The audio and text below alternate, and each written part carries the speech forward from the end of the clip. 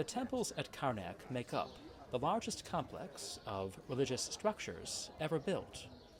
For more than 2,000 years, from the Middle Kingdom to the Roman Empire, pharaohs, kings, and emperors added to the Karnak temples, creating a bewildering maze of pylons, halls, and courtyards. In this video, we'll try to make sense of it all. We'll focus on the central enclosure, the vast walled precinct that surrounded the great temple of Amun-Ra. The Temple of Amun developed along two axes from its Middle Kingdom nucleus. The primary axis, oriented east-west, developed between the original sanctuary and the banks of the Nile. The secondary north-south axis grew in the direction of the neighboring temple of Mut. The course of the Nile has shifted west since antiquity.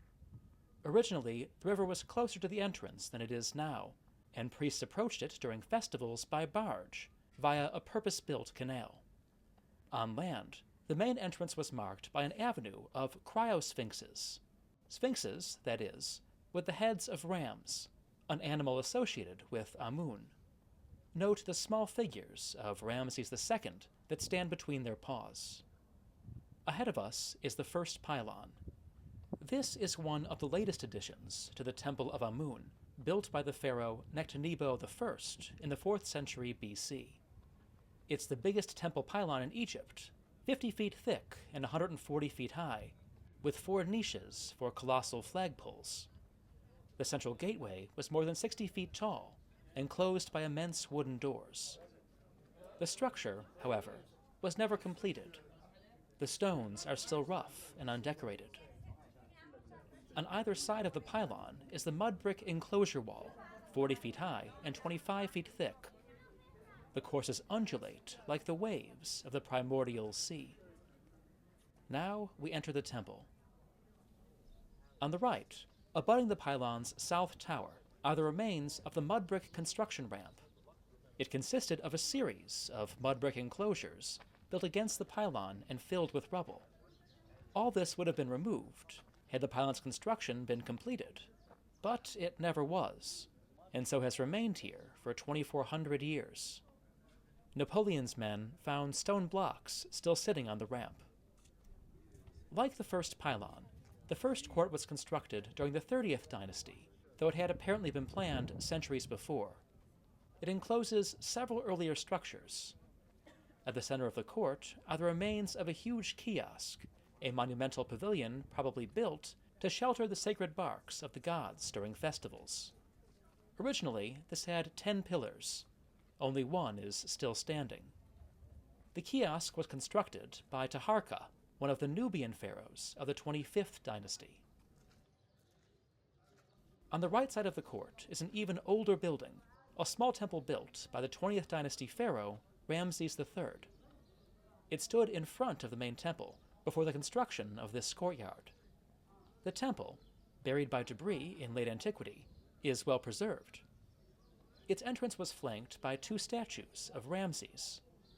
The reliefs on the pylon show the pharaoh wearing the crowns of Lower and Upper Egypt, grasping captives by the hair. Rameses III was the pharaoh who defeated the sea peoples that destroyed so many other Bronze Age civilizations. Doubtless, they are the enemies shown here. To the left of Ramses' temple is the so-called Bubastite Portal. Passing through, we find, on the south end of the second pylon, a relief commemorating the victories of the 22nd dynasty pharaoh Shoshenq I. This is the Shishak, king of Egypt, mentioned in the Bible. The inscription proclaims Shoshenq's victories over Rehoboam, king of Judah, the son of Solomon. The reliefs show the 156 villages taken by the pharaoh in Judah and Palestine.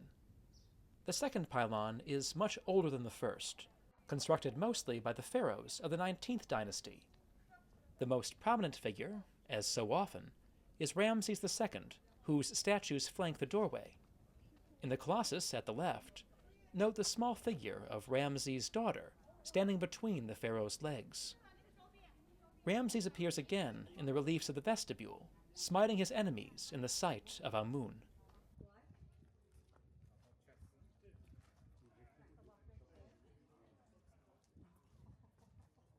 Behind the second pylon is the most famous part of the Karnak temple complex, and one of the most impressive ancient spaces anywhere on the planet, the great Hypostyle Hall, built by Seti I and his son Rameses II.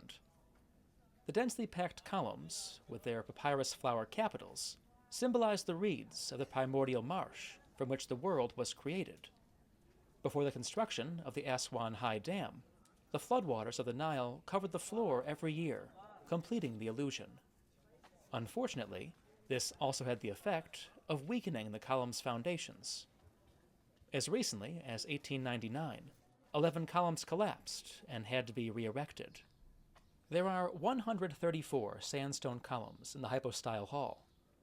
Between the columns of the central aisle, which were taller than the others, huge sandstone grills were installed, allowing shafts of sunlight to reach the floor.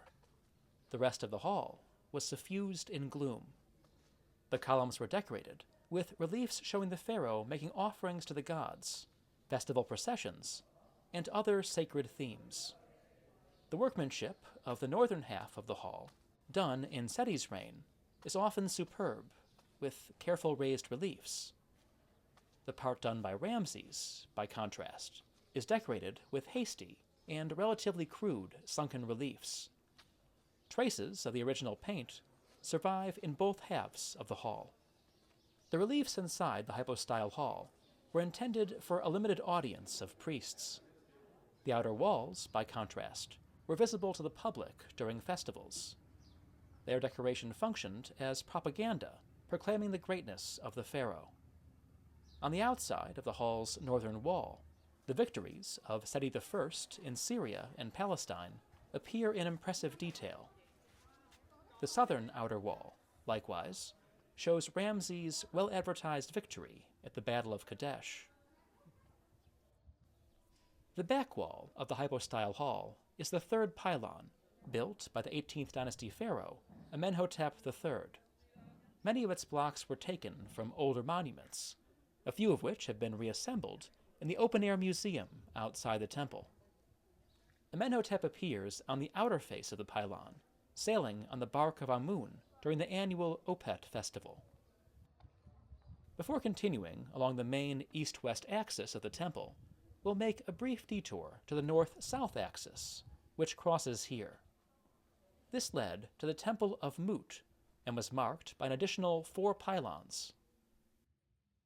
The courtyard in front of the first of those pylons is known as the Court of the Cachette, because it was here, beneath the paving stones, that archaeologists discovered a massive repository of statues and statuettes buried by the temple priests around 300 BC as part of a sacred house cleaning.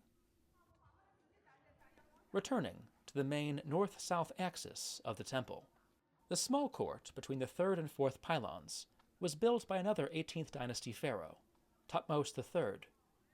Originally, it boasted 4 obelisks. Only one remains. In the narrow space between the fourth and fifth pylons are colossal statues of Thutmose and another obelisk, one of a pair set up by the female pharaoh Hatshepsut. Her successor, Thutmose III, who tried to obliterate her memory, had the obelisks walled off, but this only had the effect of preserving the reliefs on their sides, which proclaim that this obelisk and its twin were completed in the space of only 7 months. Beyond is the 6th pylon, the last on this axis. On the western side, facing us, are inscribed the names of the many Syrian and Nubian towns conquered by Thutmose III, and an account of his victory at Megiddo, the city better known by its Greek name, Armageddon.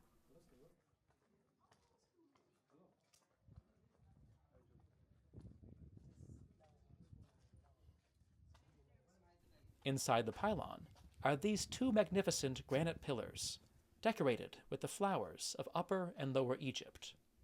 This striking statue of Amun, set up by Tutankhamun, celebrated the restoration of the old gods after the disruption caused by the heretic pharaoh Akhenaten. After King Tut's own death, the statue was usurped by his successor and former general, Horemheb. The granite shrine on the central axis of the temple is 1,000 years younger. Built to house Amun's sacred bark, It was commissioned by Philip Aridaeus, the half-brother and successor of Alexander the Great, and apparently replaced a damaged or decayed New Kingdom shrine. Beyond is the Middle Kingdom court, the oldest part of the temple. This space was first monumentalized by the pharaohs of the 12th dynasty. It was rebuilt and enlarged, however, during the New Kingdom, and the monuments of the 18th dynasty pharaohs dominate it today. Of these, the most remarkable is directly ahead, the Amun, or Festival Hall, of Thutmose III. It seems to have been built, like Luxor Temple, to house ceremonies associated with the Sed Festival, the ritual renewal of a pharaoh's power after 30 years of rule.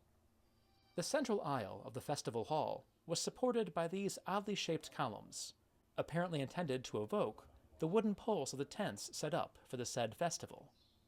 The king appears with the gods on their reliefs, many of which were erased after the Festival Hall became a church in late antiquity. The most interesting part of the Festival Hall is a small room set off the main axis. Here, in low relief, are drawings of the plants and animals that Thutmose III saw on his Syrian campaigns. Few are immediately recognizable, since the pharaoh's artists represented organs and cross-sections of the flora and fauna, along with such oddities as cattle with 2 tails. All of this served to convey the extent of the pharaoh's conquests. We'll conclude with the White Chapel in the Open-Air Museum. This is an archaeological revenant, dismantled for its stone by the pharaohs of the 18th dynasty, and painstakingly reconstructed 35 centuries later by modern archaeologists. It was a small Barque shrine, one of many used in temple processions. It dates to the reign of the Middle Kingdom pharaoh Senusret I, and seems to have been one of the first structures ever built at Karnak. The pharaoh stands with Amun and the other gods in the remarkably detailed reliefs, which seem as sharp as they were 4,000 years ago, in the first version of what would become the largest temple complex ever built.